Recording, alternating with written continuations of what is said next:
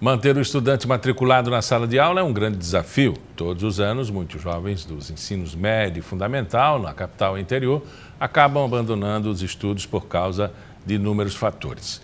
Entre eles, a necessidade de trabalhar para ajudar nas despesas da família. Mas como combater a evasão escolar e garantir a permanência desses alunos na escola? Quem fala mais sobre o assunto é o gerente de Desenvolvimento Educacional da Secretaria Estadual de Educação, Daniel Marinho. Eu acho que esse é um dos principais desafios, é manter o aluno e o interesse do aluno na escola, né?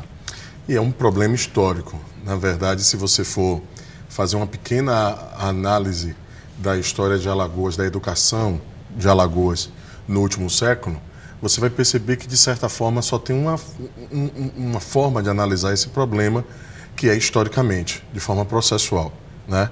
A gente sabe que temos vários motivos. E esses motivos, eles são tanto de caráter pedagógico quanto de caráter social.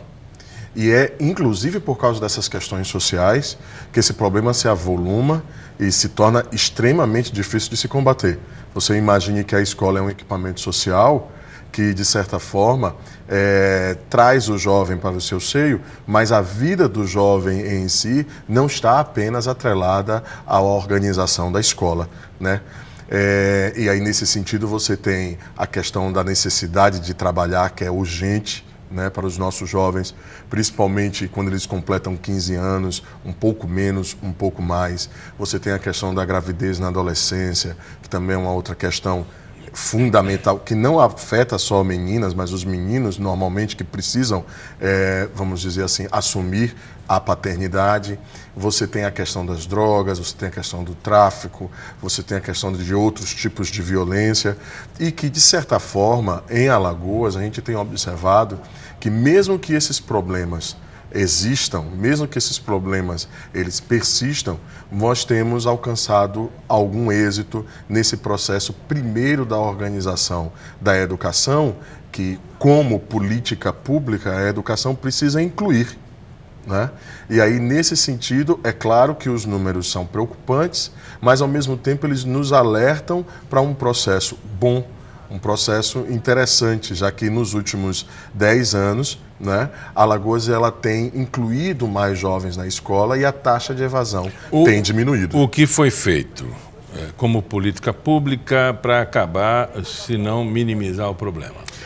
No caráter pedagógico, eu acredito fundamentalmente, Miguel, que nós estamos vivendo literalmente um outro tempo.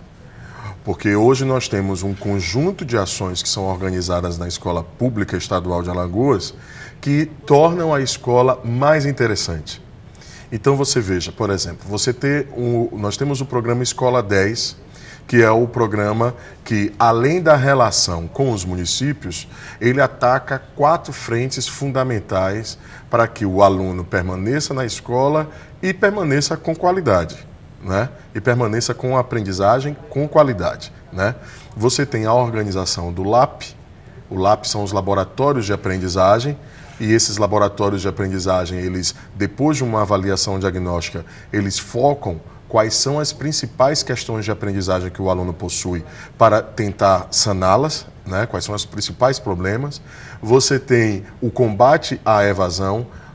Por exemplo, a gente teve casos de diretores de escolas estaduais nossas que foram a cavalo, né, conversar com os estudantes porque que eles estavam saindo, que a presença deles era importante, além de uma sistemática, é muito bom dizer isso, que hoje a rede estadual trabalha muito na sistemática de dados. Você compreende quais são os alunos que estão faltando, você faz um levantamento desses estudantes e você tem todo um trabalho literalmente de assistência social que busca esses estudantes, que tenta buscar esses estudantes. É claro que a gente não consegue chegar a 100%, até porque essas questões são mais profundas. Como eu tinha acabado de dizer para você, nós temos razões tanto sociais quanto razões pedagógicas. E, quer queira, quer não, as razões sociais elas são diametralmente difíceis de serem combatidas. Já aconteceu da renovação da estatística chegar de forma positiva depois desse dessa intervenção? Sim, sim. Nós fizemos um levantamento agora pela Superintendência da Rede Estadual, né? E consultamos os dados do INEP e chegamos à conclusão que de 2012 para cá, nós tivemos mais de 60% de diminuição da taxa de evasão dos nossos estudantes. Isso é um dado considerável, é um dado que eu digo assim, pertence à rede estadual e pertence à sociedade alagoana, né? E além disso, nos últimos 4 anos, essa diminuição da taxa de evasão foi de mais de 40%. Então, você imaginar que quem olhar de longe pode parecer que é pouco, mas na verdade não é. Você historicamente analisar de 2012 para cá, né, você vai acabar percebendo que muitas sociedades não conseguiram realizar essa inclusão nesta forma. Esses jovens, eles estão ficando mais na escola, em torno de 60%, você falou. De diminuição da taxa de evasão. Ou seja, 60% dos que deveriam ter saído permaneceram.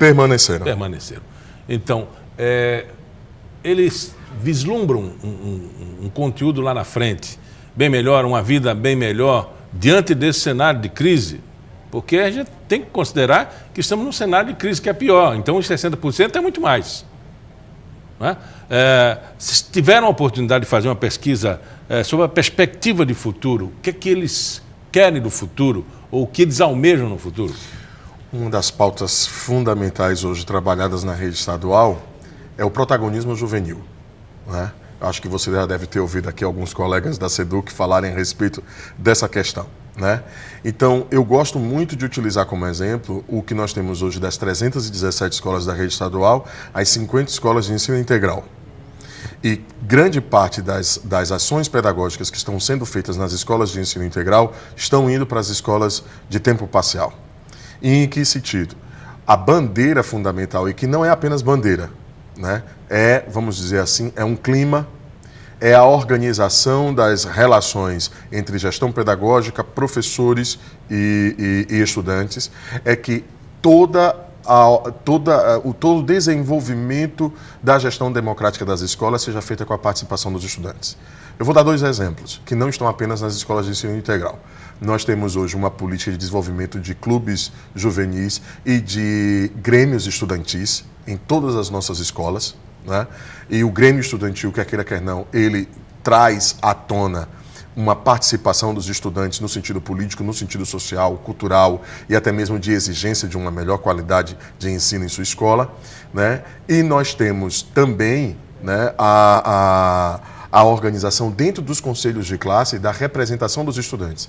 Então, você imagine que até no momento em que os professores estão discutindo o desempenho dos estudantes naquele bimestre, nós temos assegurado em nossa legislação que haja representação dos estudantes. Isso é um ponto importante. Um outro ponto importante é que, nesses últimos 4 anos, nós conseguimos desenvolver, de uma forma bastante interessante, um currículo para as escolas de ensino integral e que as outras escolas de educação de tempo parcial, vem se adequando, que é a construção de um currículo voltado para a aprendizagem dos estudantes de forma eletiva. Eles possuem disciplinas eletivas que estão contextualizadas com a realidade, né? Os professores discutem com os estudantes essa questão.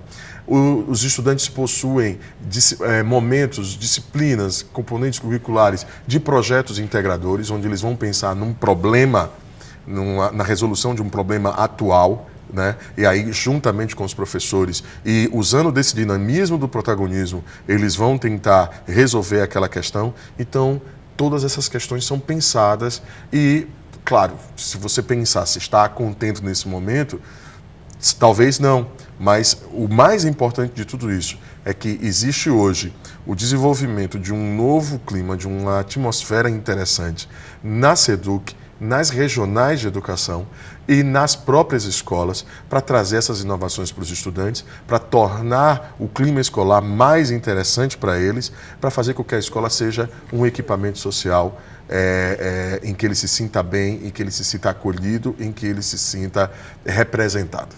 A gente tem essa sensação, a TV educativa ela está sediada dentro do complexo educacional aqui, CEPA, CAGB, enfim, aqui na Fernandes Lima, e a gente percebe, né, essa sensação de pertencimento a partir da valorização dos espaços, agora que está sob intervenção de uma reforma, tem um campo bonito, o espaço sempre pintado, arborizado, embora não tenha estacionamento, que seria a crítica, e nem área para os estudantes andarem, isso poderia ser pensado, mas a gente percebe a sensação de pertencimento dos estudantes ocupando o jardim, sentando no chão, conversando, e um certo orgulho por estar num espaço bem cuidado.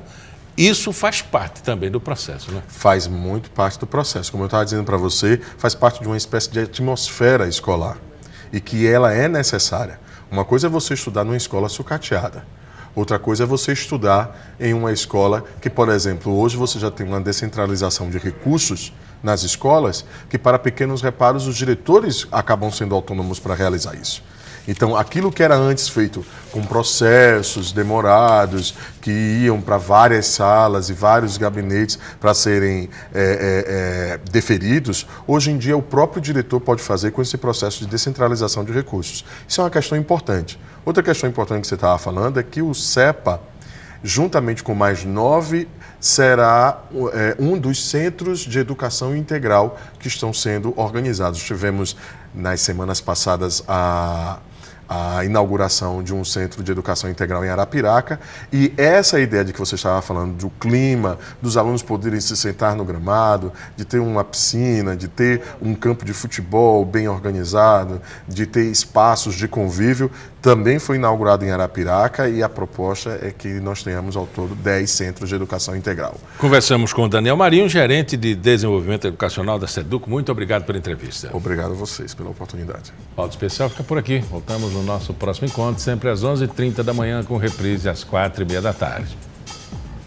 Até lá.